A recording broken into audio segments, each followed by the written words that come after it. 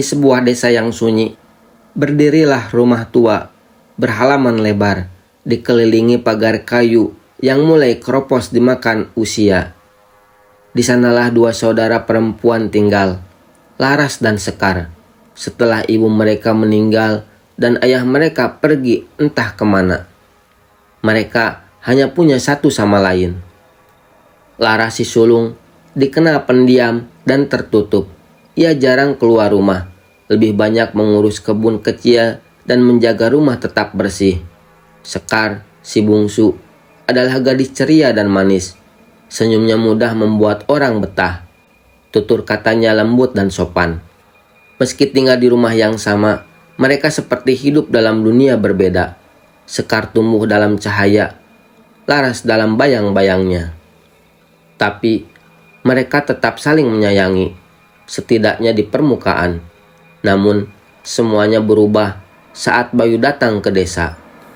Bayu adalah guru baru yang ditugaskan di SD desa. Pemuda tinggi dengan mata teduh dan suara yang menenangkan. Ia cepat disukai warga, dan tanpa butuh waktu lama, ia pun jatuh cinta pada Sekar. Mereka terlihat cocok, saling memahami, saling tertawa. Hubungan itu tumbuh alami, dan dalam waktu 6 bulan, Bayu datang bersama orang tuanya untuk melamar Sekar secara resmi. Kalau Sekar bersedia, saya ingin menjadikannya istri, kata Bayu di ruang tamu. Disaksikan Laras yang hanya menunduk diam di sudut ruangan. Sekar tersenyum malu, menjawab dengan anggukan pelan. Hari pernikahan pun ditentukan. Digelar sederhana di halaman rumah mereka sendiri. Warga desa ramai datang. Sekar mengenakan kebaya putih. Riasan sederhana membuat kecantikannya memancar. Bayu tampak bahagia. Namun, di antara tamu-tamu yang tersenyum, ada satu wajah yang menyimpan luka, yaitu Laras.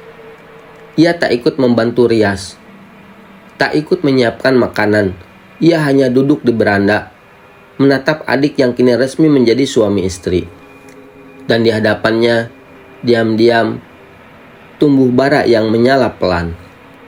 Hari-hari setelah pernikahan, rumah terasa berbeda bagi Laras. Sekar pindah ke kamar utama bersama Bayu. Tawa mereka terdengar hingga larut malam. Kadang, mereka makan malam bersama di teras dan mengajak Laras bergabung. Tapi Laras selalu menolak halus. Laras mulai merasa tak punya tempat. Ia mengurus rumah sendirian, sementara adiknya sibuk menjadi istri. Tapi, lebih dari itu, Laras mulai sadar akan sesuatu yang membuatnya tercekik. Dan mungkin, ia telah lama mencintai Bayu. Sejak pertama kali, pemuda itu menginjakkan kaki di desa. Tapi Bayu memilih Sekar. Laras mulai gelisah. Malam-malamnya dipenuhi mimpi buruk. Ia terbangun dengan dada sesak. Kadang ia melihat Sekar tersenyum dalam tidurnya, menatapnya dengan dingin, lalu berubah menjadi wajah ibu mereka yang sudah meninggal. Bayu, tanpa sadar, menjadi luka yang tak bisa ia sembuhkan. Hingga pada suatu malam, Laras duduk sendiri di dapur, menatapi api tungku yang hampir padam, lalu bergumam, "Kalau Sekar tidak ada, mungkin aku akan bahagia." Dan di malam yang sama, ia mendengar kabar tentang seorang dukun perempuan di atas Gunung Kuncung yang bisa mengatur nasib asalkan berani membayar harganya. Laras mendaki Gunung Kuncung sendirian saat matahari baru saja tenggelam. Jalannya sunyi, hanya suara serangga dan angin yang menampar daun-daun kering. Di puncak bukit kecil, ia menemukan gubuk reot dengan lilin menyala dan bau dupa pekat menyengat hidung. Di dalamnya, seorang perempuan renta duduk bersila. Matanya buta, tapi ia seolah tahu siapa yang datang. "Kau datang membawa iri, benci, dan dendam," gumamnya lirih. "Namaku Mak Langi. Kau mau apa?"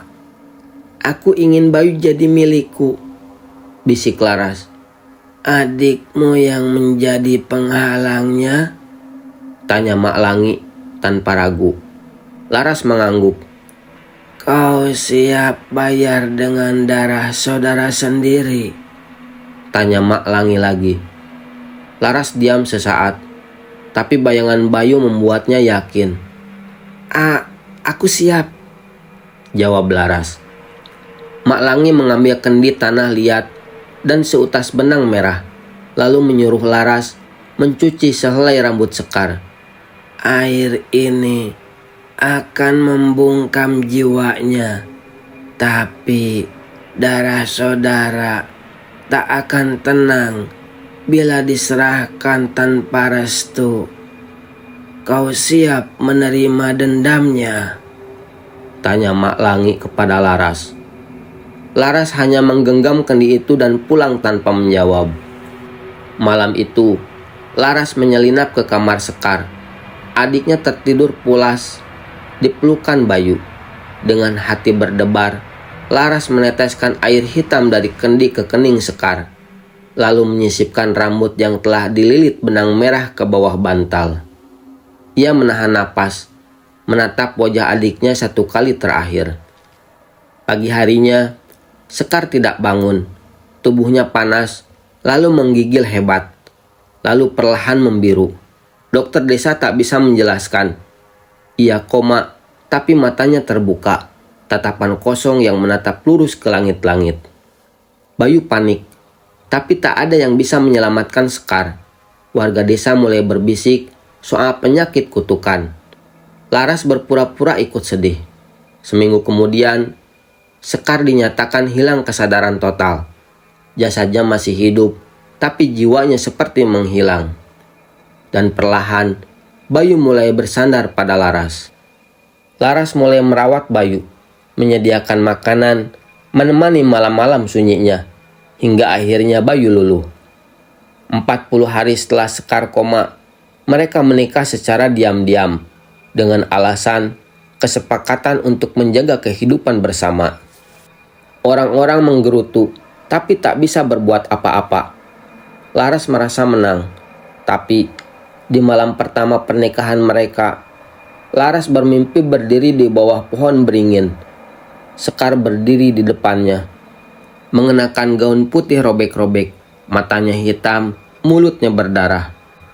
Lalu berkata, "Kau rampas semuanya, tapi kau tak bisa rampas jiwaku." Hari-hari Laras dipenuhi teror. Bayu mulai berubah. Ia sering termenung. Matanya menatap kosong ke sudut-sudut ruangan. Kadang tersenyum tanpa alasan. Satu malam, ia berjalan tidur, lalu berkata, "Sekar, kau cantik malam ini."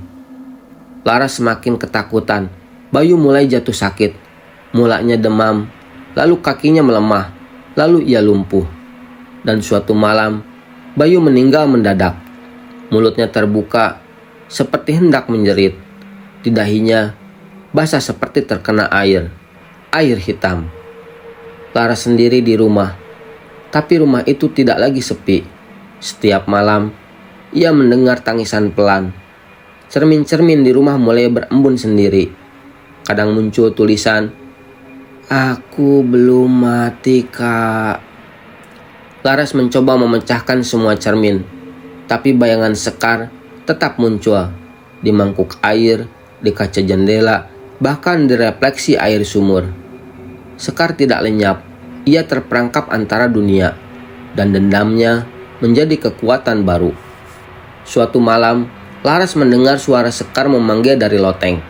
Saat ia naik, ia menemukan kendi tanah liat yang dulu pecah, dan air hitam menyebar ke lantai seperti darah. Laras jatuh terduduk. Sekar muncul di hadapannya, kini sebagai bayangan utuh, membusuk, matanya berair darah, dan berkata, "Aku tumbal darahmu. Kini darahmu akan jadi tumbalku." Laras mencoba kabur, tapi tubuhnya mulai membeku. Ia lumpuh, suaranya hilang. Ia hanya bisa duduk di kursi roda, seperti Sekar dulu. Hari demi hari, ia menyaksikan dirinya membusuk. Rambutnya rontok, tubuhnya kurus seperti mayat hidup. dan malam ketujuh setelah kelumpuhannya, Laras meninggal. Warga desa mengurung rumah Laras. Mereka bilang rumah itu terkutuk, tak ada yang berani masuk. Tapi kadang dari jendela kamar terlihat dua bayangan perempuan. Satu mengenakan kebaya pengantin putih, satu lagi berselendang hitam, duduk di kursi roda. Kadang suara tawa terdengar dari balik dinding. Kadang juga ada suara isak tangis. Tapi yang pasti, setiap malam Jumat Kliwon, semua cermin di rumah itu berkabut dan muncul tulisan, "Tumbal dari darah sendiri, tak akan pernah bisa ditebus."